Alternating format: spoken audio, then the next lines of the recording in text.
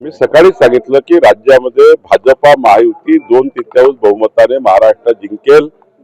जनता भाजपाच्या बाजूने आहे आणि महायुतीमध्ये जिथे इथं शिंदेजी आहे, जिथे इथे अजित पवार जे आहेत त्या ठिकाणी तेही जिंकतील. पण महाराष्ट्रामध्ये आतापर्यंतच्या भारतीय जनता पक्षाच्या आमच्या या प्रवासामध्ये सर्वात मोठं नगरपालिकेचं बहुमत यावेळी मिळेल मला असं वाटतं. सर, मुंबईमध्ये नवाब मलिक यांच्याकडे राष्ट्रवादीने जबाबदारी सोपवली, त्यामुळे शिंदे गट आणि भाजप नाराज असल्याचे नाही, आमची कुठलीही नाराजी नाही. त्यांच्या पक्षाचा निर्णय त्यांनी करायचा आहे. अजितदादांनी निर्णय करायचा आहे की राष्ट्रवादी काँग्रेसमध्ये कोणाला अध्यक्ष नेमायचं, कोणाला प्रभारी नेमायचं, कोण निवडणूक प्रमुख नेमायचं. जसं आमच्या अध्यक्षांनी रवींद्र चव्हाणजींनी मला प्रभारी राज्याचं म्हणून नेमणूक केली आहे. माननीय देवेंद्रजींनी त्या ठिकाणी मोठ्या प्रमाणावर त्या ठिकाणी आमच्या निवड केल्या. त्या शहराचे प्रमुख म्हणून आमच्या अध्यक्षांनी त्या ठिकाणी बसून कुठल्या शहराचे प्रभारी कोण राहतील, कुठल्या नगराचे प्रभारी कोण राहतील याच्या निवड केल्या आहेत. तो त्याचा पक्षाचा अधिकार आहे.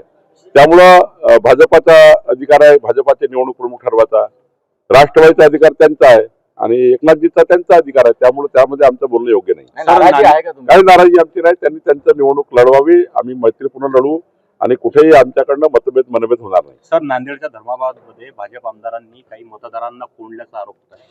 आरोप काही होत असतात निवडणुकीमध्ये, त्यामुळं असं काही नाही.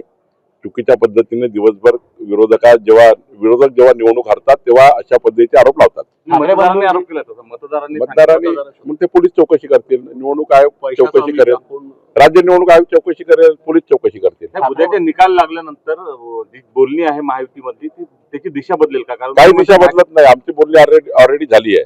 एकनाथजी, देवेंद्रजी आपसात ऑलरेडी बसले आहेत. रवींद्र चव्हाणजी आमचे अध्यक्ष बसलेले आहेत. त्यामुळे प्रत्येक महानगरपालिकेमध्ये 5-5 लोकांची टीम आम्ही तयार केलेली आहे महायुतीसाठी. ती टीम बोलत आहे आणि मला वाटतं की राज्यामध्ये चांगल्या पद्धतीने भाजपा शिवसेनेची महायुती होईल आणि सोबत जिथे इथे अजितदादा आमच्याशी चर्चा करतील तिथे अजितदादा सोबतही होईल. तुम्ही म्हणता की भाजपला लँडस्लाईड जागा मिळतील, म्हणजे भाजपला एवढ्या मोठ्या जागा मिळाल्यानंतर तुम्ही वरचढ व्हाल? त्याला वरचढ आमच्याकडे नाही आहे. आम्ही निवडणूक जिंकलो तरी आमच्यामध्ये उन्माद येत नाही, निवडणूक हरलो तर आम्ही निराश होत नाही. त्यामुळे आम्ही कधी उन्मादात जाणार नाही, निराशी होणार नाही. त्यामुळे आमची लढण्याची हिंमत आहे. आम्ही नेहमीच लढत आलो आहे.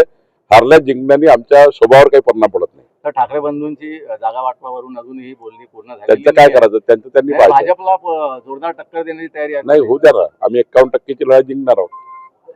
51% मतं जिंकणार आहोत. त्यामुळे ते कुणी एकत्र आले. 20 पार्ट्या जेव्हा एक आल्या इंडिया आघाडीच्या, तेव्हा आम्ही घाबरलो नाही. 20 पार्ट्या एक आल्या विधानसभेमध्ये, तेव्हा आम्ही त्या ठिकाणी कुठली निवडणुकीत डामाडोल झालो नाही. 51% मतं आम्ही जिंकलो महाराष्ट्रात विधानसभेमध्ये. आताही जिंकू आम्ही. किती लोक येऊ द्या, आम्ही जिंकू. ठाकरे बंधूंना शेवटी जनता आमच्या सोबत आहे. कोण मोठे लोक एक झाल्याने कधी निवडणुका जिंकत नाही. जनता मतदार ज्यांच्या बाजूने आहे तेच निवडणूक जिंकतात. हे तुम्ही बघितलं आहे. लोकसभेत तुम्ही बघितलं, आम्हाला फटका बसला. आम्ही विधानसभेमध्ये आमच्या त्या ठिकाणी काही संघटनेमध्ये आम्ही काही पुढाकार घेतले, सरकार म्हणून काही पुढाकार झाले आणि त्यामुळे मग विधानसभेत आम्हाला त्याचे यश मिळालं. नगरपालिका महानगरपालिकेमध्ये आम्ही चांगलं काम करतो, आम्हाला यश मिळेल. दुसरा मोबाईल नंबर 94 23 46 72 72. तिसरा मोबाईल नंबर 75 88 15 0001. वेबसाईट आहे sgavkari.com.